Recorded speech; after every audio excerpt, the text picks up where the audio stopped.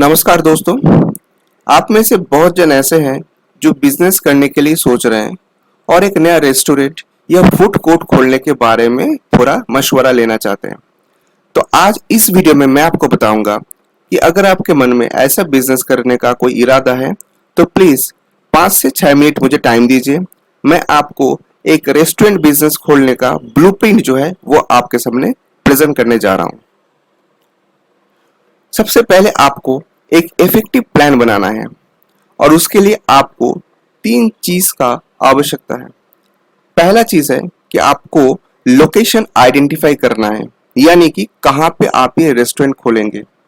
Crowded city पे अगर आप एक रेस्टोरेंट खोलते हैं तो वहां पे आपको हाई रेंट पे करना होता है और वहीं पे सेल्स भी ज्यादा होते हैं।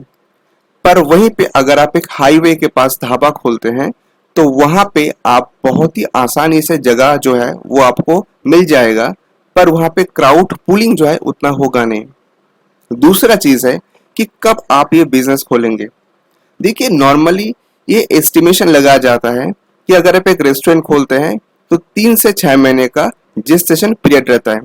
तो अगर आप कोई भी फेस्टिव सीजन से पहले ये बिजनेस ओपन करते हैं तो तुरंत आपको बहुत ज्यादा जो है कस्टमर सपोर्ट मिलेगा और आप बहुत जल्दी ब्रेक इवन में पहुंच जाएंगे। तीसरा चीज है कि कौन सा स्टैंडर्ड का आप होटल या रेस्टोरेंट खोलना चाहते हैं। नॉर्मली देखा गया है कि 2 किस्म का रेस्टोरेंट या फूड कोर्ट होते हैं। एक होते हैं नॉर्मल यानी आम आदमी के लिए और दूसरा होता है प्रीमियम क्लास ऑफ पर्सन्स के लिए।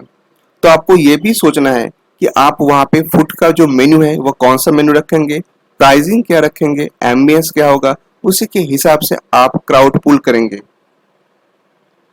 तो सबसे पहले आपको एक बजट बनाना होगा। बजट बनाने के लिए कुछ फिनेंशियल इंफॉर्मेशन आपके पास होना चाहिए। जैसे कि आप जब एक बिजनेस करने जा रहे हो, खास करके अगर वो एक रेस्टोरेंट बिजनेस है, तो आपको कुछ खर्चा करने ही होंगे।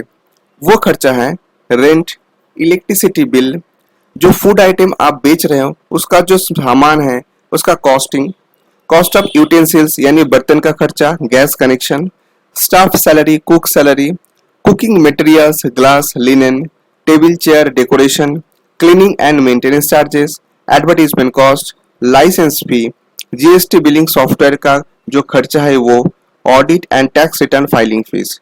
तो आपको ये सारा खर्चा करना है और इसी के हिसाब से आपको एक बजट बनाना है। अब अगर आप एक बिजनेस करने जा रहे हैं तो उसके लिए आपको फंडिंग जो है वो बहुत जरूरी है। अगर आपके पास खुद का फंड है तो हम लोग बोल सकते हैं कि आप ओन फंड यूज करके एक बिजनेस कर रहे हो। वहीं पे अगर आपके पास फंड नहीं है तो आपको बैंक के पास जाके लोन लेने होंगे और ऐसा सिचुएशन पे बैंक का जो लोन है उसका इंटरेस्ट भी आपको पे करने होंगे। तो इंटरेस्ट एक्सपेंसेस भी आपको बजट बनाते हुए जो है उसको कंसिडरेशन में लेना है। हम एक एग्जांपल देके आपको बताना चाहते हैं कि हर मंथ आपका सेल कितना होना चाहिए या फिर पर डे कितना सेल होना चाहिए, तभी जाके आप अपना डिजायर्ड जो प्रॉफिट है वो अचीव कर पाओगे। अगर आप ये एस्टिमेशन लगाते हो कि पर मंथ आपका कॉस्ट है 3 लाख रुपए और आपको हर महीना 1.5 लाख रुपए का प्रॉफिट कमाना है, तो टोटल रेवेन्यू आना चाहिए 4.5 लाख रुपए। अब महीने में 30 दिन होते हैं तो उसी हिसाब से पर डे आपका सेल होना चाहिए 15,000 रुपए। आपको ये समझ में आ रहा है कि ये जो चीज मैंने आपको अभी बताया ये एक नॉर्मल रेस्टोरेंट के लिए है। वहीं पे अगर आप एक प्रीमियम रेस्टोरेंट खोलेंगे तो वहां पे पर मंथ कॉस्ट 30 लाख रुपए तक भी हो सकता है और उसी हिसाब से अगर हम लोग कैलकुलेट करें तो पर डे सेल आपका 1.5 से 2 लाख रुपए तक आना चाहिए। एक रेस्टोरेंट बिजनेस खोलने का क्या क्या अपॉर्चुनिटीज है। सबसे पहली ये चीज है कि ये अर्निंग का एक गुड प्रोस्पेक्ट है। आपका सोशल स्टेटस भी बढ़ेगा, वेल्थ जनरेशन भी होंगे और साथ साथ जो एम्प्लॉय आपके वहां पे काम करेंगे तो वहां पे एम्प्लॉयमेंट जनरेशन का भी ऑप्शन जो है वो खुलेगा।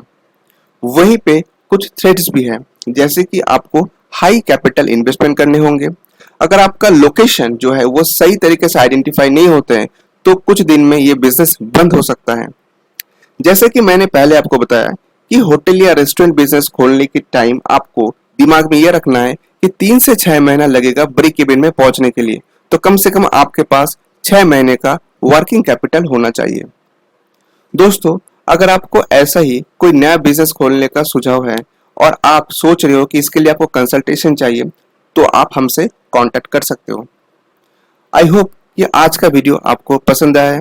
कैसा लगा है प्लीज इस वीडियो के नीचे जो कमेंट सेक्शन है वहां पे जाके बताइए। और अगर आपके मन में कोई भी क्वेश्चन है, कोई भी डाउट है, तो आप मुझसे जरूर पूछ सकते हैं। साथ साथ जो पहली बार मेरे चैनल में आए, मैं उनको रिक्वेस्ट करूंगा कि प्लीज आप मेरे चैनल को सब्सक्राइब कीजिए। आज के लिए इतना ही। बहुत जल्द मिलेंगे ऐसा ही एक यूजफुल वीडियो लेके। तब तक के लिए bye bye, take care and thanks for watching the video.